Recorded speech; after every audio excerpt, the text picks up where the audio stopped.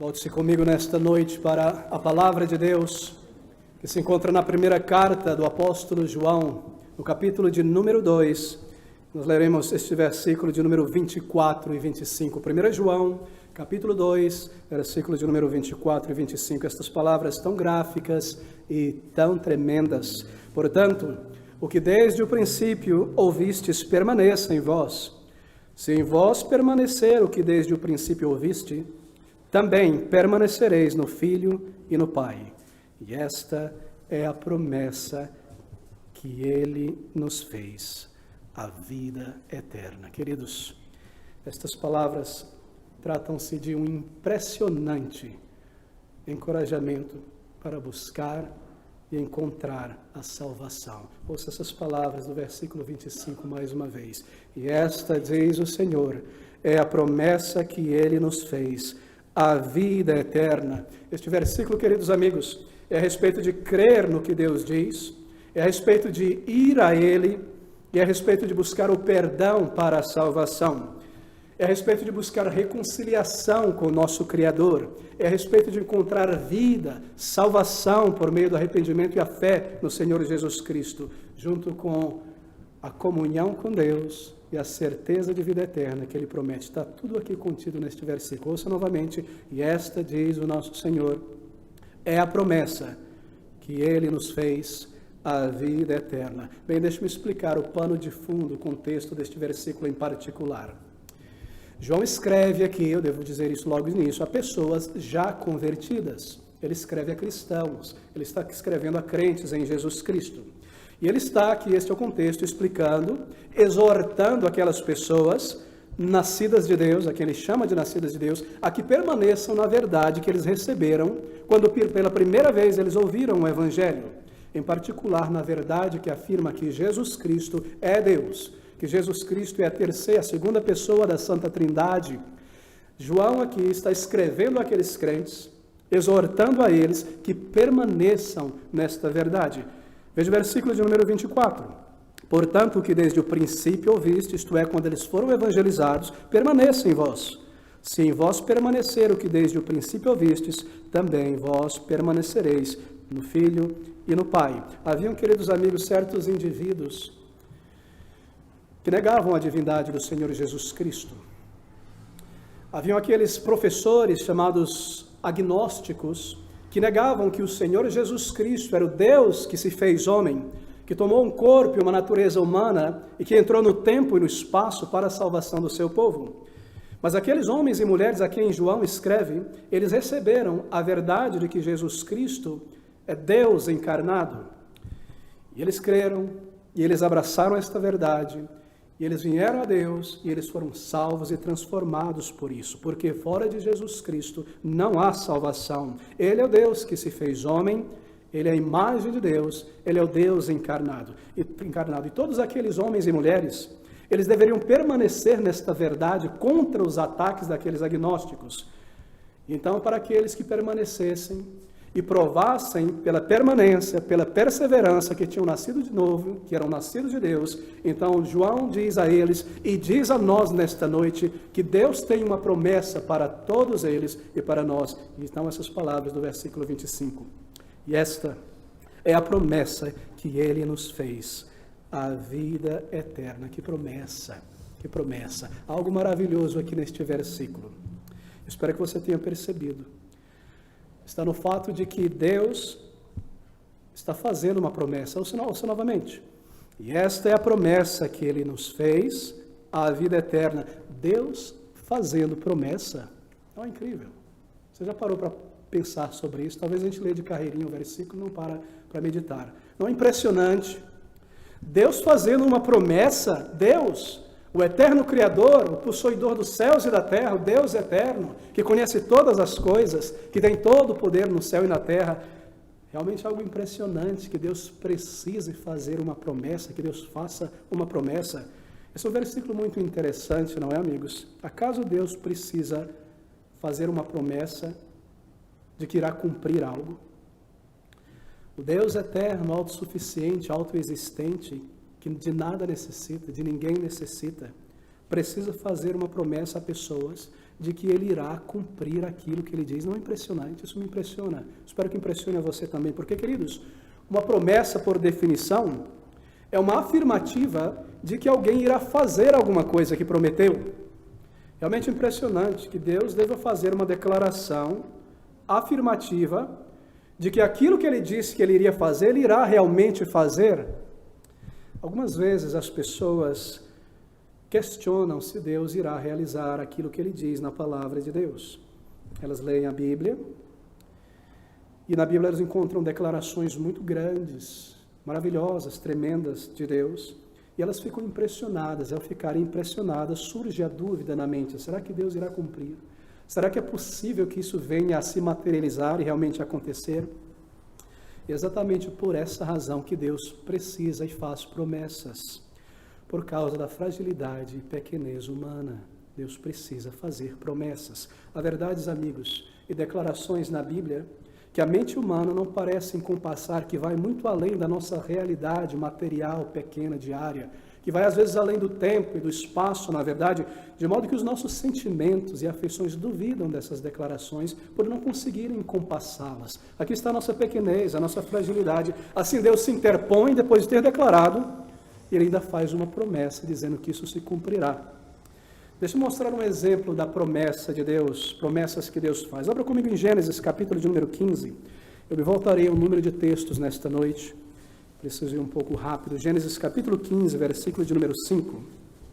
Deus faz aqui uma declaração a Abraão. E essa declaração, amigos, diz Deus que Deus abençoaria Abraão. É isso que ele diz a Abraão.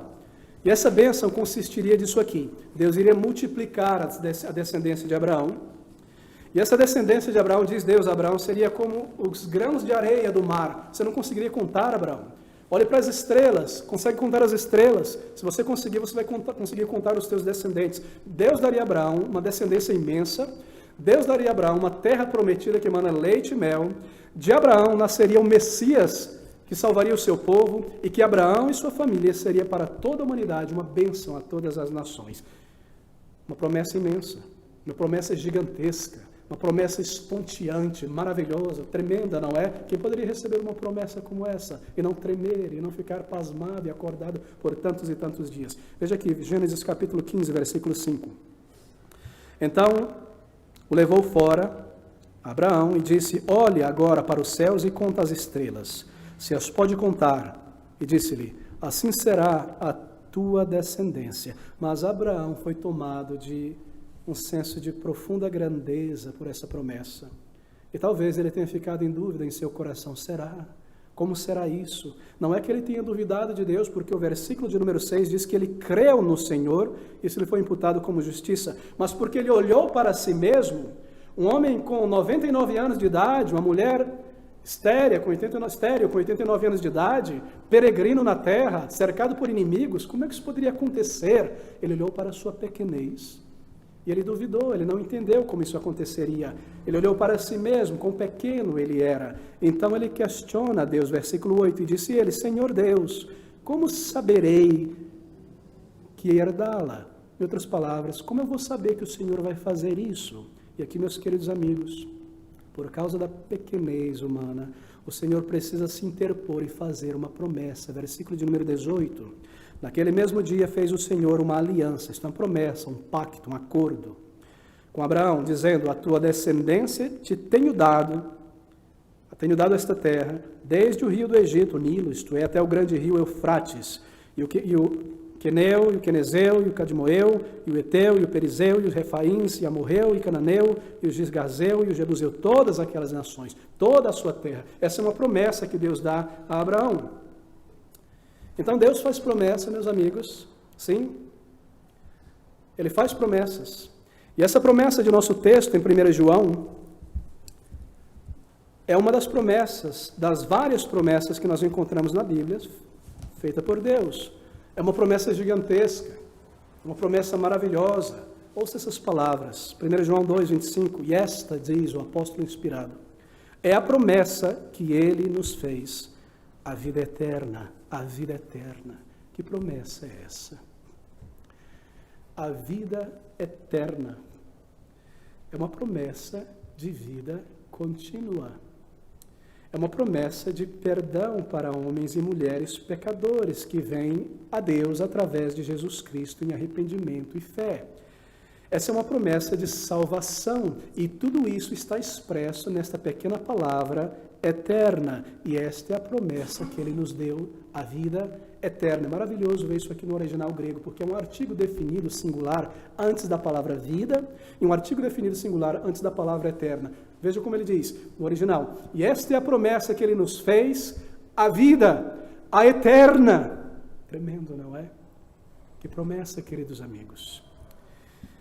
O que é a vida eterna? De que se trata? Como pensar sobre ela? A vida eterna na palavra de Deus é reconciliação com Deus. É voltar a um relacionamento perdido com Deus eterno.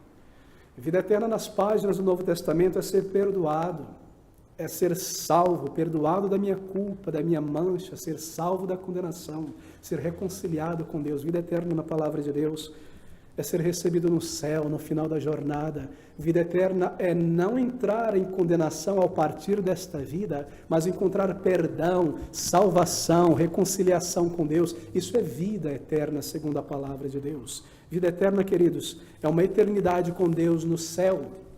Vida eterna é para muito além desta vida, embora comece nesta vida. Fala de extensão, vida eterna, não é?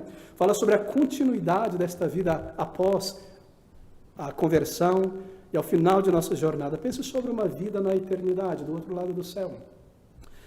Se você pensar sobre esta vida é apenas um período probatório, quando comparado com a vida eterna. É uma vida que nunca acabará. É uma vida que continuará. Não haverá morte, não haverá vírgula, não haverá ponto final. Será um fluxo contínuo de existência na presença de Deus, com o Criador e com o seu povo. A vida eterna fala sobre a extensão e a continuidade, que não há um fim para esta vida. E a vida eterna é mais do que continuidade e extensão, porque vida eterna também se refere à qualidade desta vida. Vida eterna, queridos, é comunhão com Deus. Vida eterna começa aqui deste lado do céu, diz a palavra de Deus. Em João, capítulo de número 7, versículo de número 38, o Senhor Jesus Cristo diz essas palavras tão profundas. João 7,38, porque todo que o Pai me dá virá a mim, e todo que vem a mim de maneira nenhuma o lançarei fora. Porque eu desci do céu não para fazer a minha vontade, mas a vontade daquele que me enviou. Ouça agora, isso no capítulo 6, perdão. E a vontade do Pai que me enviou é esta, que nenhum de todos aqueles que me deu eu perca, mas que o ressuscite no último dia. Veja agora o capítulo 7 e o versículo de número 28. E no último dia, o grande dia da festa, Jesus pôs-se em pé e clamou, dizendo: se alguém tem sede, venha a mim e beba. Em outra ocasião, ele está falando sobre vida eterna aqui. Em outra ocasião, ele disse: aquele, porém, que beber da água que eu lhe der, nunca mais terá sede. E vida eterna fala sobre continuidade, e vida eterna fala sobre qualidade. Vida como água fluindo de dentro de um homem e de uma mulher. Isso fala sobre o Espírito Santo. Paz com Deus, alegria com Deus, comunhão com Deus, novo sentido para viver, novos gostos, verdadeira alegria que não pode ser roubada por este mundo, que não pode ser tirada, um novo sentido e verdadeiro sentido para a existência. Amor de Deus derramado em nossos corações, andar com Deus, ser guiado por Deus, ter, depois da conversão, respostas às nossas orações, conhecer a vida, entender por que as pessoas são como elas são, olhar para frente, para o horizonte e saber o destino da minha alma, ter certeza de salvação, ter o cuidado de Deus, ter a condução de Deus, a garantia de que nunca serei perdido nem condenado. Tudo isso faz parte do que a Bíblia quer dizer sobre vida eterna, qualidade de vida. Então, seguir para o céu, amigos. Naquele dia, se você é um crente em Jesus Cristo, quando a luz deste mundo se apagar e a luz daquele novo mundo se acender para você, então para sempre com o Senhor, para sempre com o teu Salvador que veio a este mundo te buscar. Ouça essas palavras de Apocalipse capítulo 21, abra comigo no versículo de número 1 a 4. No céu com o Senhor, vida eterna, e vi um novo céu e uma nova terra, porque já o primeiro céu e a primeira terra passaram e o mar já não existe. Versículo 4. no céu o povo de Deus, e Deus limpará de seus olhos toda lágrima. E não haverá mais morte, nem pranto, nem clamor, nem dor, porque já as primeiras coisas são passadas. Ser recebido no céu, entrar para a glória do Senhor, onde não há mais morte, nem condenação, nem tentador, nem o diabo, nem homens incongruentes com a verdade, nem pessoas para nos distrair da santidade, nem tentação, nem pecado, nem enfermidade, nem dúvida, nem sentimentos contrários à lei da espiritualidade da nossa mente, um corpo lutando contra o nosso novo ser. Não haverá contradição, haverá vida, e tudo isso é eternidade, e a eternidade começa deste lado do céu. A eternidade começa com o perdão de pecados, com arrependimento e com a certeza de vida eterna que só o Senhor pode dar. Ouça essas palavras, e esta, diz o apóstolo João, esta é a promessa que ele nos fez, a vida eterna. Essa é uma promessa específica, talvez você tenha observado, uma promessa muito definida, não é?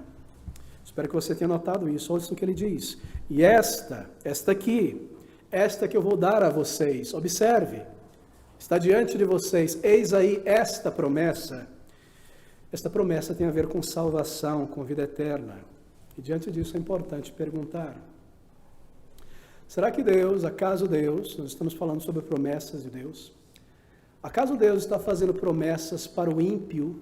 Ímpio quer dizer na Bíblia aquele que não está nem aí para as coisas de Deus, aquele que não se interessa pela revelação de Deus na Bíblia.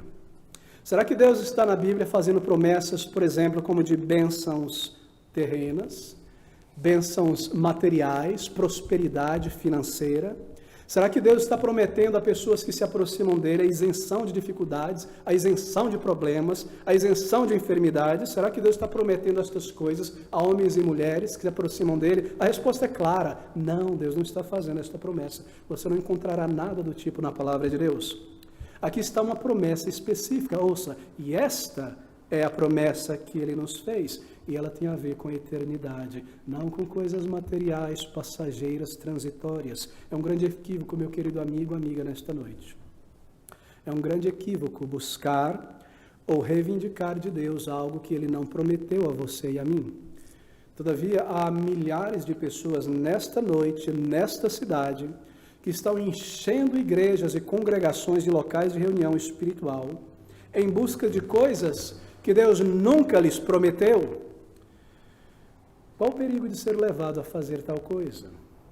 De ir em igrejas em busca de uma bênção terrena, de uma cura, de um marido, de uma esposa, do pagamento de um consórcio, de uma dívida. Qual o perigo em se aproximar de Deus em busca daquilo que Ele não promete?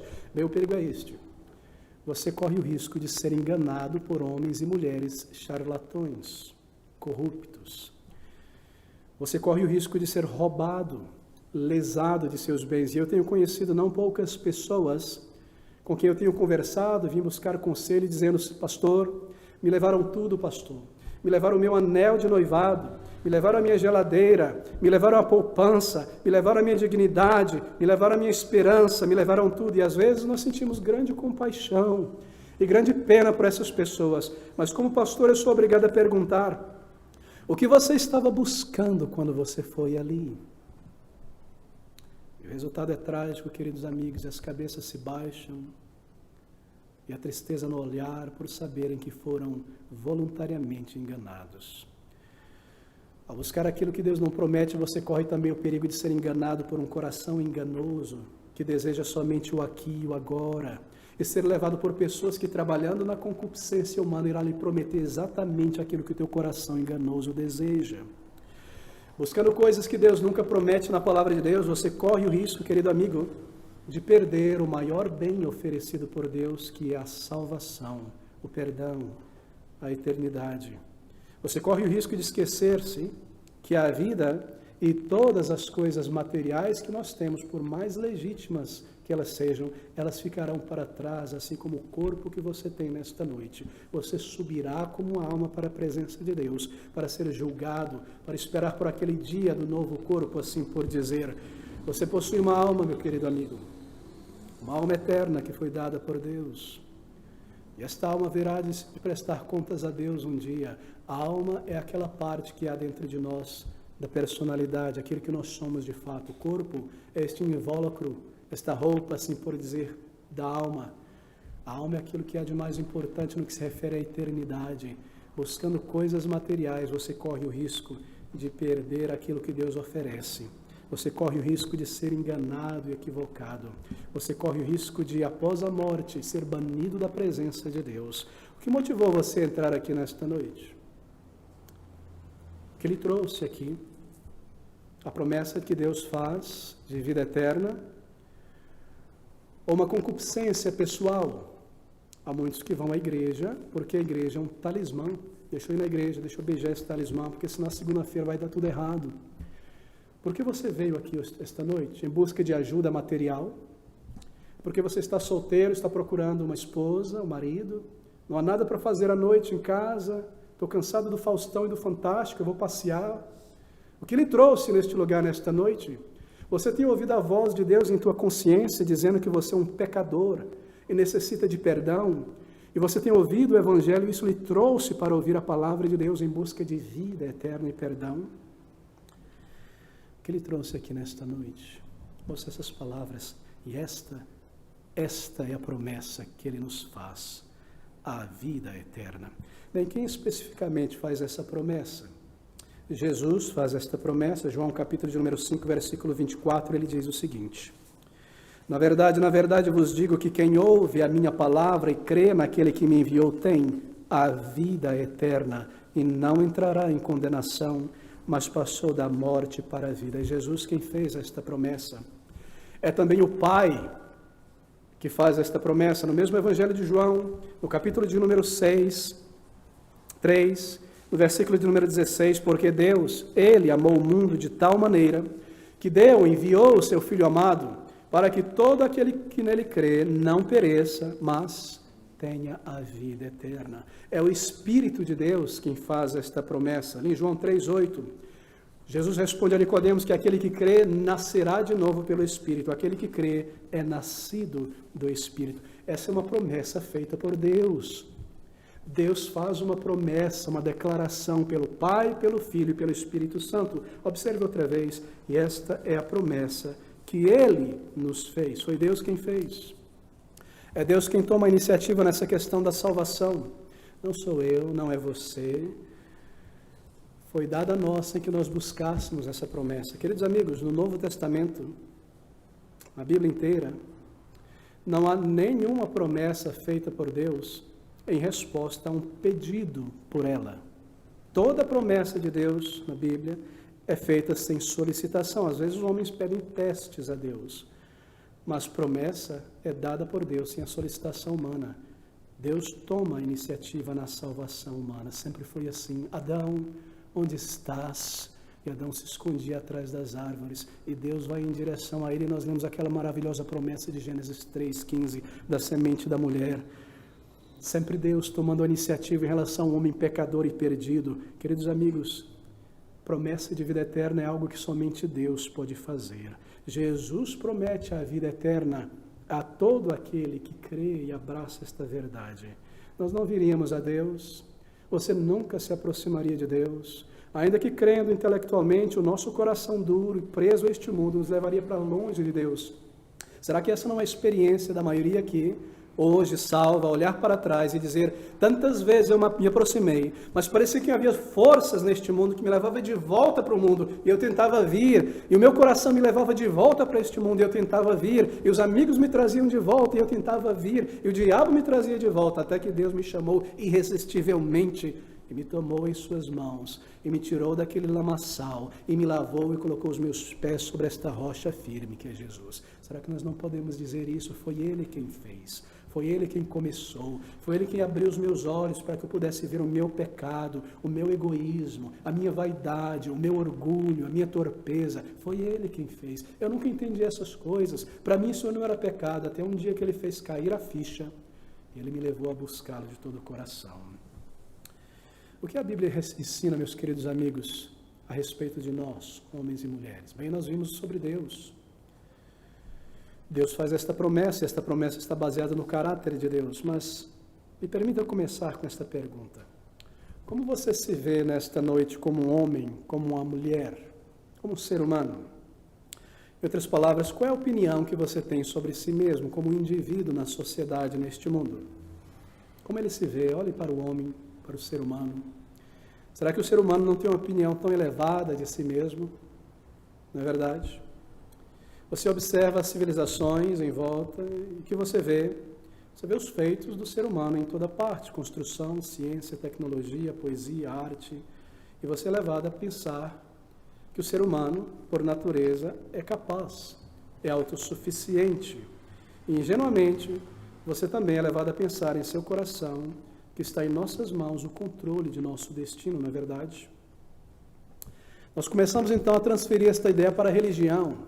E a nossa inclinação natural é imaginar que, no que se refere a Deus, a reconciliação com Deus está em nosso poder. Então, qual é a primeira inclinação de um ser humano quando ele é desperto quanto ao seu pecado? Não é produzir religião, escadas para se religar com Deus. Lá no íntimo, no âmago de cada homem e mulher, está esse senso incorreto e errado de que nós somos capazes de nos voltar a Deus. É como uma pessoa viciada no cigarro, no álcool. Rapaz, quando eu quiser parar, eu paro. Tenta parar. Tenta se afastar. Você logo é trazido de volta àquele vício. Assim somos nós em relação ao pecado. Assim somos nós em relação a Deus. Nós não conseguimos chegar a Deus. Queridos amigos, todos sabem que um diagnóstico correto é importante. Um diagnóstico errado sobre uma enfermidade resultará em uma visão errada sobre a cura. Uma visão errada sobre o estado espiritual do ser humano neste mundo resultará em uma visão errada sobre a salvação. Bem, a Bíblia faz uma avaliação, um diagnóstico correto sobre o ser humano, porque a Bíblia apresenta a verdade sobre quem nós somos. Aqui está Deus, o nosso Criador, falando. O ensino da palavra de Deus sobre o estado humano é este, que cada homem e mulher, ao entrar neste mundo, é um pecador, e está longe de Deus, e necessita de Deus para ser salvo. Veja esse diagnóstico nas páginas da palavra de Deus. Eu me voltarei a alguns textos. Nosso primeiro texto se encontra em Romanos capítulo 5, versículo de número 12. Onde a palavra de Deus ensina com clareza absoluta que o ser humano, por natureza, está morto em seus pecados. Romanos 5, 12. Portanto, como por um homem entrou o pecado no mundo, e pelo pecado a morte, assim também a morte passou a todos os homens, por isso que todos pecaram. A palavra de Deus e o diagnóstico da palavra de Deus é que todo homem e mulher está separado de Deus espiritualmente, ele está morto. A Bíblia também ensina outras coisas, meus queridos amigos. A Bíblia ensina que o ser humano, ele não está somente morto, ele é um cadáver, um presunto ali, por dizer, mas esse cadáver, ele está preso com grilhões, ele está agrilhoado. 2 Timóteo capítulo 2, versículo de número 25, ele fala essas palavras.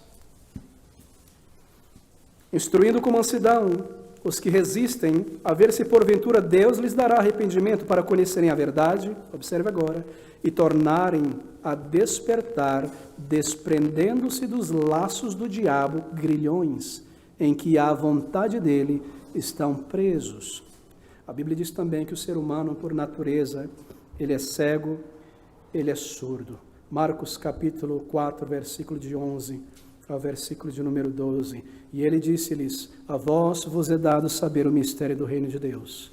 Mas os que estão de fora, todas estas coisas se dizem por parábolas, para que vendo vejam e não percebam, e ouvindo ouçam e não entendam, para que se não convertam, que não se convertam, eles sejam perdoados os pecados. A Bíblia diz que o ser humano está morto, que o ser humano está agrilhoado, que o ser humano é cego e surdo no que se refere às questões espirituais. A Bíblia também diz que o ser humano, por natureza, ele é ignorante das coisas espirituais. 1 Coríntios capítulo 2, versículo de número 14, é direto nessa questão. Ouça essas palavras. Ora, o homem natural, aquele que não nasceu de novo, ele não compreende as coisas do Espírito de Deus, porque lhe parecem loucura e não pode entendê-las, porque elas se discernem espiritualmente. A Bíblia ensina esse é o diagnóstico de Deus sobre o ser humano, que ele está morto em seus pecados, separado de Deus, que ele está preso e não consegue se levantar, que ele é cego, que ele é surdo, no que se refere à verdade sobre o ser humano e à eternidade, que ele é ignorante a respeito destas coisas. E a Bíblia diz também que o ser humano, por natureza, é um pecador. Salmo capítulo 51, versículo de número 5, o salmista diz: porque em pecado me concebeu a minha mãe.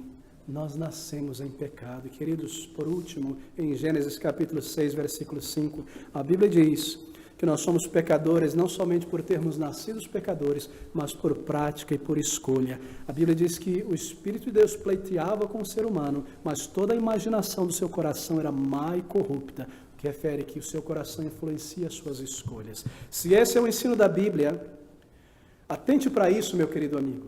Se esse é o ensino da Bíblia, que o ser humano está morto, agrilhoado, cego, surdo, ignorante, pecaminoso por natureza e por prática, então nós devemos perguntar: pode o morto dar vida a si mesmo e se levantar? Pode o agrilhoado em correntes libertar a si mesmo? Pode o cego, o surdo, dar visão espiritual a si mesmo e curar-se? Pode o ignorante ensinar-se a si mesmo sem conhecimento algum? Essa é a pergunta que deve ser feita. Jó fez a mesma pergunta: quem do imundo tirará a pureza? Jeremias pergunta: pode o etíope, o leopardo, assim, mudar a sua cor, tirar as suas manchas? Assim também, se ele puder, vós, Israel, aprendereis a fazer o bem, tendo aprendido a fazer o mal. Esse é o quadro clínico do ser humano na palavra de Deus. Nós somos como Lázaro, meus queridos amigos, pés, braços amarrados, putrefação consumindo o corpo. Cristo dá vida ao morto físico, ele dá vida ao morto espiritual. E assim Paulo declara: e ele vos vivificou, estando vós mortos em delitos e pecados. Se alguém será salvo um dia, se alguém encontrará o perdão e a eternidade com Deus, foi porque Deus primeiro tomou o passo em direção ao morto. Foi uma obra dele. Lázaro, vem para fora. Ele disse a cada um daqueles que já experimentaram salvação: vem para a vida, vem para o perdão. Somente Deus pode salvar. É Deus quem toma o passo inicial. E essa salvação que Deus somente pode realizar, Ele oferece também. Ele promete também, e aqui está a palavra de Deus fazendo isso, e esta é a promessa que Ele nos faz, a vida eterna. Qual é a base dessa promessa, você se pergunta? Em que ela se sustenta? Em que verdade? Ela se sustenta na cruz do Calvário, na obra do Senhor Jesus Cristo. Pensa sobre isso. João capítulo 3, versículo de número 14, resume todas essas palavras. Ele diz ali, falando sobre o amor de Deus, falando sobre a vinda do Senhor Jesus Cristo a este mundo, expressando esses sentimentos e essas verdades. Então ele diz no versículo de número 14, no capítulo 3, e como Moisés levantou a serpente no deserto, assim importa que o Filho do Homem seja levantado, para que todo aquele que nele crê não pereça, mas tenha a vida eterna. Esta promessa de Deus declarada por João a você e a mim nesta noite tem como base aquilo que o Senhor Jesus Cristo fez ao entrar neste mundo. Você sabe por que Jesus Cristo veio ao mundo?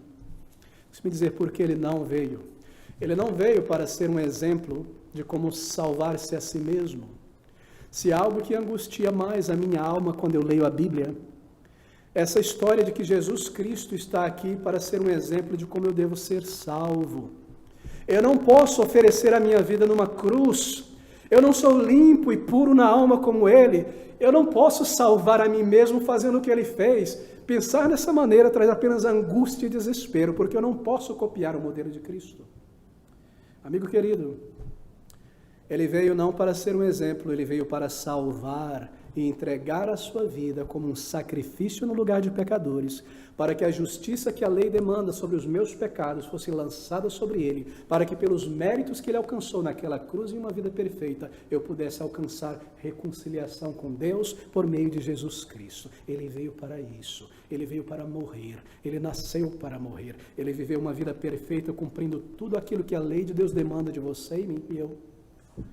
Os méritos para entrar no céu ele alcançou, e ele na cruz do Calvário sofreu aquilo que o meu pecado merece, por ter quebrado cada uma das leis de Deus em minha mente e meu coração, palavras e atitudes. Ele levou, nos diz a palavra de Deus, sobre si mesmo toda a minha transgressão. Se eu venho a Ele hoje como um pecador arrependido, Ele me faz esta promessa, a promessa de vida eterna. Será que há algum condicional para o cumprimento desta promessa? Do lado de Deus, Cristo morrendo. Do seu lado, nenhum mérito, arrependimento e fé somente. Querido amigo, veja mais uma vez. E esta, diz ele, é a promessa que ele nos fez, a vida eterna. Essa é uma promessa-chave na Bíblia, você sabia? É uma promessa que, uma vez cumprida, ela abre a porta para muitas outras promessas. Todo bem, toda bênção, tudo aquilo que Deus promete a um ser humano está primeiro centrado nesta promessa que olha para Jesus. A Bíblia diz que todas as quantas são as promessas de Deus são em Jesus Cristo, sim, o certamente irá acontecer e o amém. Essa promessa aqui é uma promessa-chave. Quando eu venho a Jesus Cristo crendo nela, eu confesso os meus pecados a Ele em oração, eu abraço pela fé o que Cristo fez em meu lugar, eu sou salvo e transformado. Ao abraçar esta promessa, ela abre muitas outras promessas. E aqueles benefícios, aquelas bênçãos, vêm após a conversão. Promessas como essa: nunca te deixarei, nunca te abandonarei, eu te receberei na eternidade.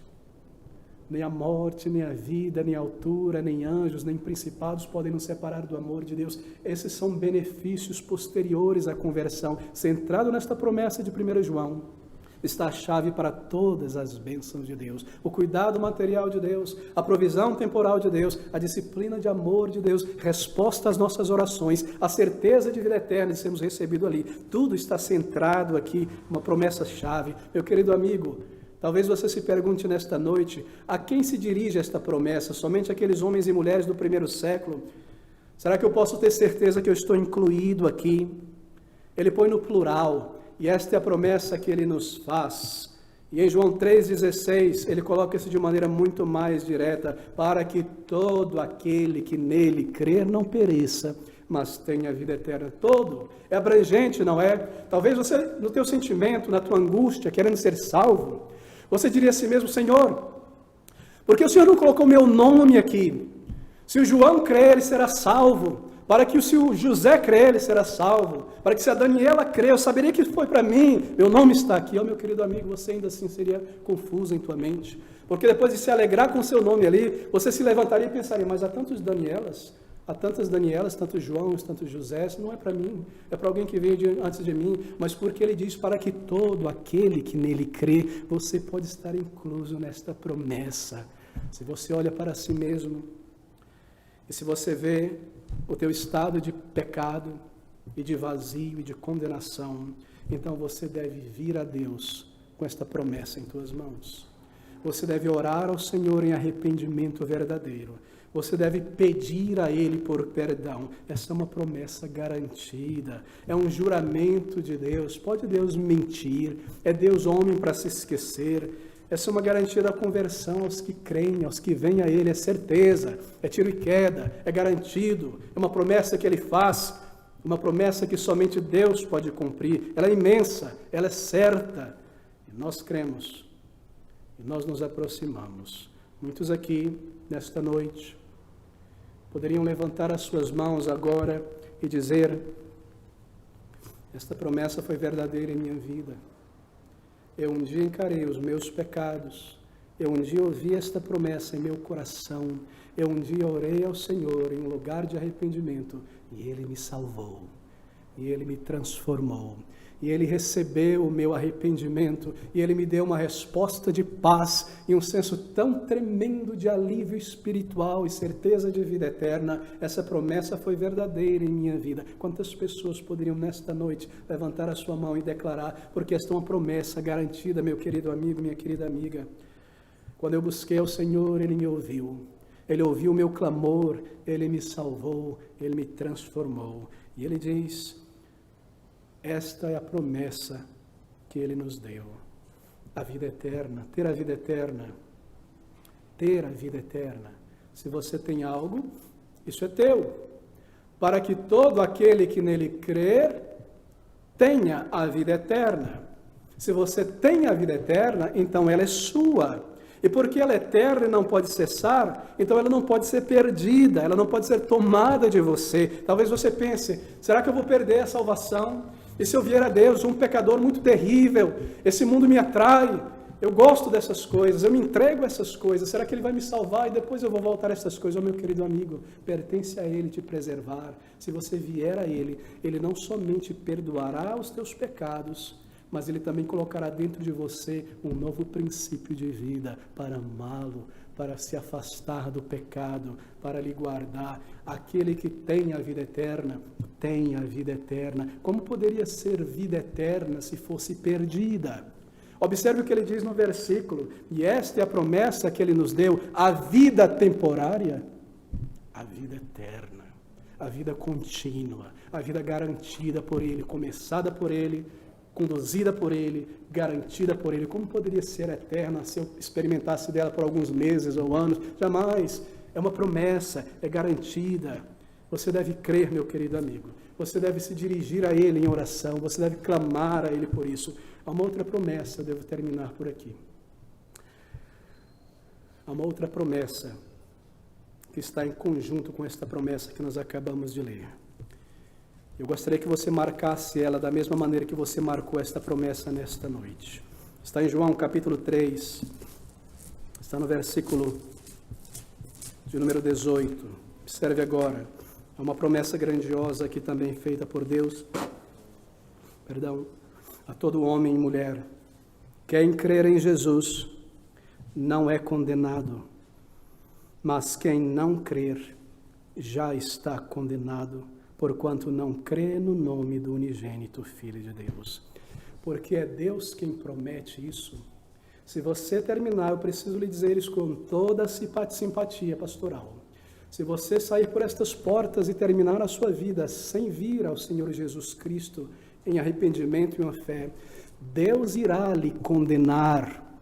Deus irá lhe receber como um inimigo, porque você ouviu a mensagem do Evangelho e você a desprezou e lançou fora o convite e o comando de Deus a se arrepender. Você pisou sobre o sangue do Senhor Jesus Cristo, você lançou fora a obra do Salvador. Ele irá lhe condenar, Ele irá tratar você como inimigo, não como amigo. Tenha certeza absoluta disso. Quando aquele dia chegar, e se você tiver partido desta vida sem o Salvador, será condenado. Mas para que isso? Por que isso? Por que deveria ser assim? Se Ele promete salvação, se Ele promete lhe receber, se Ele promete aceitar o teu arrependimento. Sem Cristo, querido amigo, você não possui vida eterna. É uma promessa, vida eterna, que vem depois da conversão. Essa promessa resume o caminho de salvação: arrependimento e fé. Crer, abraçar a promessa. Promessa, meus amigos, é algo do que nós nos apropriamos. Promessa não é um documento que você lê, um papel de rascunho e você joga fora. Promessa é o que você usa, é você abraça, você sabe que ela é útil. Há uma promessa a ser abraçada aqui nesta noite, Deus irá cumpri-la. Você nesta noite, eu lhe pergunto, é uma pessoa que veio, está em busca de salvação, de certeza de vida eterna? Se você está buscando certeza de perdão e salvação, se você no teu coração compreende estas coisas, que há condenação, mas que há perdão para aquele que se volta ao Senhor Jesus Cristo, ore ao Senhor, mesmo aqui, ou procure um lugar tranquilo em casa e dirija a Ele a tua alma em oração, confesse a Ele o teu pecado, entregue a Ele o teu caso, e diga a Ele que você crê naquilo que o Senhor Jesus Cristo fez e somente nele. E coloque a tua confiança para a salvação ao orar somente nele. Não tente, por meio de afetação, de sentimentos, de lágrimas em grande quantidade, artificialmente, se projetar para dentro do céu e se sentir salvo. Não, deixe isso com ele. Confesse o teu pecado, clame por vida e perdão, e a salvação ele fará. E quando você vem clamar a Deus por salvação, não há nada que possa nos ajudar melhor do que citar esta promessa: Senhor, eu estou aqui como um pecador. O Senhor disse, Esta é a promessa que o Senhor fez, a vida eterna. E quando você vem a Ele clamar por perdão, você diz: Senhor, eu não trago nada em minhas mãos, nem mérito, nem desculpa. Eu não tenho nada para me recomendar diante de Ti. Eu sou um pecador, um homem ou mulher manchada por tantos e tantos pecados. Eu tenho somente isso para vir à Tua presença. O Senhor prometeu. O Senhor disse que se eu me arrependesse de verdade, e se eu abraçasse essa verdade, e cresce e confessasse, o Senhor me salvaria. Faz, Senhor, diga a Ele, faz segundo a Tua promessa. Perdoa os meus pecados, remove de mim o amor pelo pecado, faz de mim um filho de Deus, uma filha de Deus, salva a minha alma, escreve o meu nome no teu livro da vida, me aceita, me faz um filho de Deus. Ouça essas palavras. E esta, diz o Senhor, é a promessa que Ele nos fez, a vida eterna. Creia, abrace essa promessa, vindo em arrependimento, em completa entrega, e você saberá que Deus não é homem para mentir. Ele te salvará, Ele te transformará, e Ele te dará certeza de vida eterna.